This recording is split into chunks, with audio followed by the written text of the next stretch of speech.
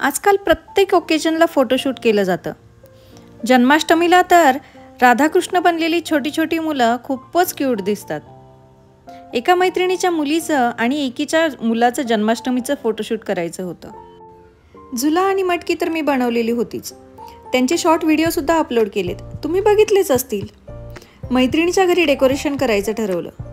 बॅकड्रॉपला एक छान colourful wall होती, त्यामुळे जास्त काही डेकोरेट करण्याची गरज पडली नाही।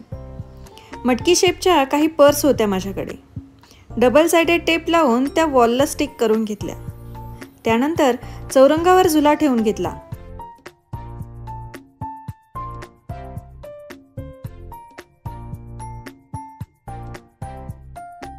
हे घर मी शूजच्या बॉक्सपासून बनवलंय 4 वर्षापूर्वी।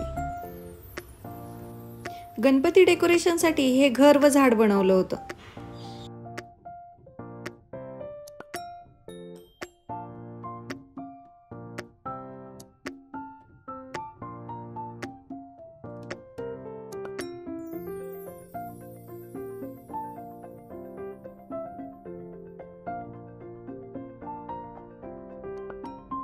दिवाळीत मिळणाऱ्या या छोट्या मटक्या पेंट करून घेतल्या, त्यात कापूस ठेवून तो डेकोरेट करून घेतलं।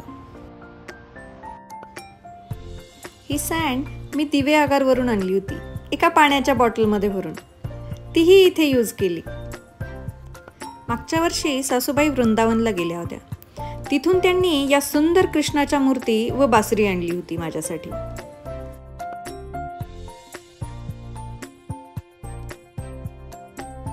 फार काही न करता अगदी घरातल्या सामानापासूनच मी हे डेकोरेशन केलं आहे। दोन्ही मैत्रिणींच्या मुलांचे सुद्धा फोटोज खूप सुंदर आलेत।